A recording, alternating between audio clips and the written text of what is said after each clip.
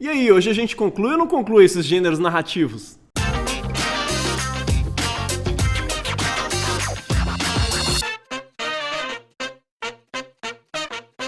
Ei, gente, bom dia, boa tarde, boa noite. Eu sou o professor Jaime Sepulcro e você está na oficina de linguagem do programa Jovem Independente. E hoje a gente vai conversar aqui, para terminar a nossa conversa, na verdade, sobre os gêneros textuais narrativos, ou seja, aqueles gêneros textuais que se utilizam mais da estrutura narrativa de texto, ou seja, aquela estrutura de texto que conta uma história. Tá, ok? E hoje a gente vai ver um pouquinho sobre novela, tá? A novela, assim como o conto, assim como a crônica ou como o romance, ela também conta uma história, tá?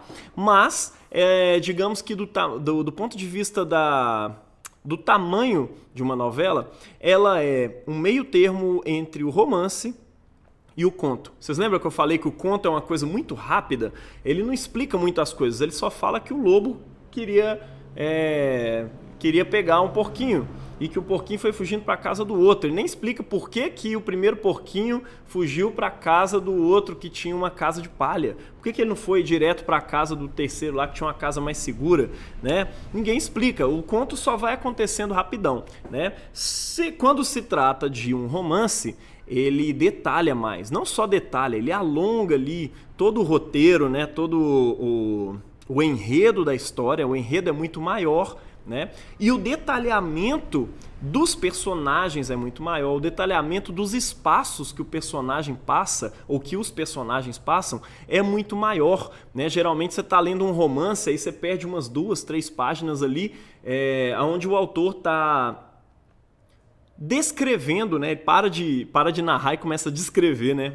Altera aí a estrutura de texto, começa a descrever uma cena, descrever uma pessoa, descrever uma sensação que o personagem está sentindo e tudo mais. Bom, e a novela? A novela é um meio termo entre esses dois, tá? Ela não é tão rápida quanto o conto, né?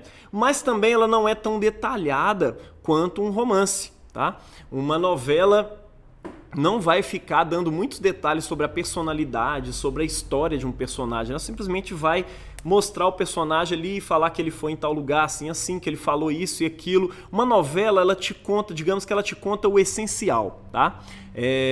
Sobre essa história, só que de modo um pouco mais alongado do que o conto, porque o conto é muito rápido, né? O conto, geralmente, ele está associado com a infância, né? As crianças gostam de histórias mais rápidas, se você demorar demais, ela dorme.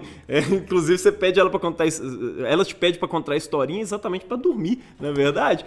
Então, se você demorar demais contando história para criança, ela dorme. Então, o conto, ele é mais caracterizado, ele é mais associado à infância, tá? E a novela e o romance, ele vai estar um pouco mais para frente aí, na adolescência, juventude e tal. É claro que aqui no Brasil, eu acho que é importante a gente conversar sobre isso, a gente tem um déficit literário muito grande, a gente não tem muito costume de ler nada disso, né? Nem conto, se os pais da gente não contam conto pra gente quando é criança, a gente nem ouve mais conto em lugar nenhum, né? Nem romance e muito menos novela, né? Tem gente que acha que novela é só a novela da Globo, ou do SBT, ou da Record, não é verdade? A gente acha que novela não é coisa de ler, pelo contrário, gente, novela, ela nasce dentro do texto, da nossa história literária, ela nasce dentro da literatura, ela nasce como se fosse um romance um pouco menor escrito, tá?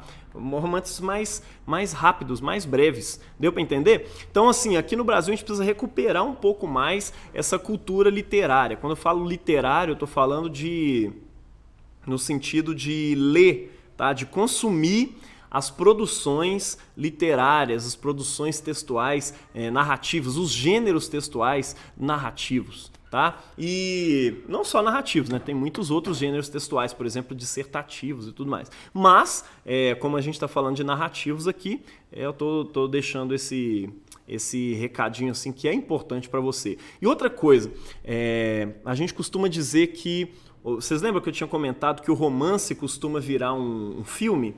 Então, esse é o grande problema. Porque o filme, ele pensa por você. Enquanto um romance, uma novela, está dizendo que uma pessoa foi parar numa floresta e que tinha folhas muito verdes e que estavam em entardecer, aí você começa a imaginar aquilo ali. Você tem a escrita, a história escrita, a literatura, ela te dá um espaço para você imaginar coisas sobre como que aquele personagem está se sentindo, como é que ele reage quando ele vê isso ou aquilo, ou quando ele está passando por certas situações. Quando isso vira filme, ou novela, ou série, é como se o diretor do filme estivesse pensando por você. Quando você vê lá, se deparou de frente a uma árvore grande e verde, aí você imagina aí uma árvore grande, verde e tudo mais. Aí o diretor taca lá uma árvore grande e verde da imaginação dele. E ele não te dá asas para a imaginação, você agora está preso à árvore que o diretor do filme te mostrou, tá? Isso não só com a árvore, mas também com as sensações que os personagens sentem, as coisas pelas quais eles passam e tudo mais. Tá dando para entender? Então, assim, a gente precisa resgatar essa cultura de leitura mesmo, de ler e dar asas à nossa imaginação enquanto a gente lê, tá bom? Então vamos continuar aqui rapidão para a gente concluir esse negócio narrativo. Existe mais coisa narrativa além do conto, da crônica, do romance ou da novela? Então, viaja aí nesse gênero textual que eu vou mostrar para vocês aqui agora, olha só. Deixar uma imagenzinha aqui. Olha só. Exu é o mais sutil e o mais astuto de todos os orixás. Ele se aproveita de suas qualidades para provocar mal-entendidos e discussões entre pessoas ou para preparar-lhes armadilhas. Ele pode fazer coisas extraordinárias, como, por exemplo, carregar numa peneira o óleo que ele comprou no mercado, sem que esse óleo se derrame desse estranho recipiente. Exu pode ter matado um pássaro ontem com uma pedra que ele jogou hoje. E se zanga-se, ele sapateia uma pedra na floresta. E esta pedra pode até sangrar. Sua cabeça é pontuda e afiada como lâmina de uma faca. Ele nada pode transportar sobre ela. Exu também pode ser muito malvado. Se as pessoas se esquecem de homenageá-lo, e pode ser malvado se as pessoas se esquecem de homenageá-lo. É necessário, pois, fazer oferendas a Exu antes de qualquer outro orixá. A segunda-feira é o dia da semana que lhe é consagrado. É bom fazer-lhe oferendas nesse dia, de farofa, azeite de dendê, cachaça e um galo preto. Certa vez, dois amigos de infância, que jamais discutiram, esqueceram-se numa segunda-feira de fazer oferendas devidas ao Exu. Foram para o campo trabalhar, cada um na sua roça. As terras eram divididas, separadas apenas por um estreito canteiro que tinha ali no meio. Exu, zangado pela negligência dos dois amigos, decidiu preparar-lhes um golpe, à sua maneira. Ele colocou sobre a cabeça um boné pontudo. Ele era branco de um lado e vermelho do outro. Ele era branco do lado direito e vermelho do lado esquerdo. Depois, seguiu o canteiro, chegando à altura dos dois trabalhadores, amigos, e muito educadamente cumprimentou. Bom trabalho, meus amigos. Estes gentilmente lhe responderam, bom passeio, nobre estrangeiro. Assim que Exu afastou-se, o homem que trabalhava no campo à direita falou para o seu companheiro. Quem pode ser esse personagem de boné branco? Seu chapéu era vermelho, respondeu o homem do campo à esquerda. Não, ele era branco, de um branco alabastro mais belo branco que existe. Não, meu filho, ele era vermelho, escarlate, de fulgor insustentável. Ele era branco, tu me tratas como mentiroso? Ele era vermelho ou você pensa que eu sou cego? E aí um pega, eu sou inchado, o outro pega a foice, eles se matam ali de discussão, discutindo, eles se matam, né? Gente, isso é a característica de uma lenda, tá?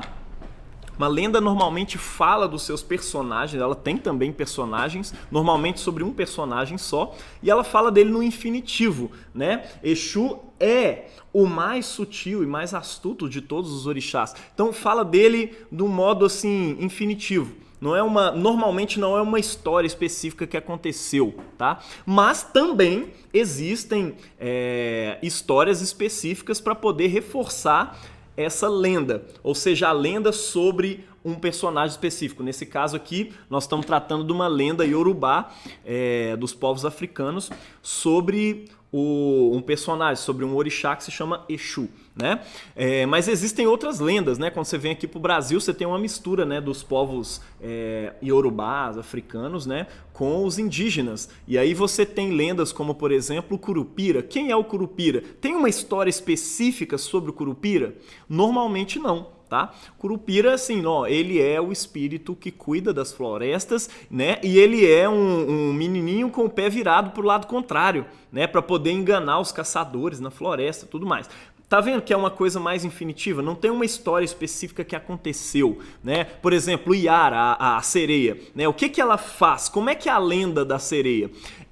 Aí você fala a partir de uma narrativa, mas de algo que é infinitivo. A sereia fica na beirada do rio, encantando os pescadores, e ela atrai os pescadores para si. Quando eles vêm, ela puxa eles, arrasta eles para o fundo do rio. Tá? Então, assim, não tem uma história específica. Às vezes alguém inventa uma história específica, como os povos iorubás fizeram aqui com a lenda do Exu, transformaram também a lenda da Iara, a lenda do Curupira, a lenda do Saci Pererê, por exemplo, né, que é um personagem bastante esperto aí enfim, do panteão aí de personagens das nossas lendas, que a gente considera lendas brasileiras, né, que mistura as lendas indígenas, africanas e, enfim, todos os tipos de mitologias aí. Deu para entender? A diferença que tem de um conto para uma lenda não é a mesma coisa, né? A lenda normalmente está aí nesse infinitivo, tá? Gente, um último gênero textual que eu acho importante comentar aqui com vocês são as fábulas, tá? Normalmente as fábulas são muito parecidas com os contos, tá? Os contos infantis, mas uma característica muito própria dela é sempre ter uma lição de moral que é dada a partir da história que é contada. Tá? O conto não necessariamente tem isso, mas as fábulas têm. Por exemplo, vocês já ouviram falar da fábula da cigarra e da formiga? Ou da fábula da tartaruga e da lebre? Normalmente sempre envolvem animais aí, né? Mas basicamente a da tartaruga e da lebre, as duas estão apostando uma corrida, né? E a lebre começa a fazer hora, começa a zoar, fala, olha como é que a tartaruga é lenta, né? Ela nem aguenta chegar onde eu chego, né? A tartaruga é muito inferior a mim, e ela para, brinca, zoa a tartaruga, e a tartaruga vai. E aí acontece alguma coisa lá com a lebre, eu não me lembro bem o que acontece, que a tartaruga, né, devagar e sempre vai seguir no caminho. E de repente, cara, ela chega na linha de chegada, enquanto a lebre... A lebre é um tipo de coelho, né? Uma perna maior, uma orelha maior, né? Mas ela não consegue alcançar e a tartaruga vence, né? Ou seja, qual que é a lição de moral? Se você fica contando muita vantagem e tudo mais, o mais lento e tudo mais vai te ultrapassar, né? Da mesma forma, a fábula da cigarra e da formiga faz a mesma coisa, né? Enquanto as formigas estavam trabalhando, se preparando para o inverno, a cigarra estava só tocando seu violão, curtindo uma música e tudo mais. Aí, de repente, o inverno chega, o que acontece? A cigarra não tem um abrigo para se aquecer, ela fica lá morrendo de frio, né? Enquanto as formigas estão lá abrigadas. Aí tem uma lição de moral, né? Aquele que não se prepara, né, pro futuro vai se dar mal quando o mal chegar, né? Enfim, sempre elas têm uma lição de moral para dar para as pessoas. Deu para entender? E aí, gente, gostou do vídeo? É claro que tem muito mais gêneros textuais que, enfim, exploram o gênero, exploram o tipo de texto narrativo, tá? Mas eu falei aqui dos principais que normalmente caem nas provas, no Enem e tudo mais. Espero que você tenha entendido. Se você tiver tido alguma dúvida, pode colocar aí nos comentários, tá? Enfim, não esquece de curtir, de compartilhar com a galera toda e até o próximo vídeo, que a gente vai conversar sobre os textos dissertativos, tá? Não só textos dissertativos, gêneros textuais dissertativos, tá?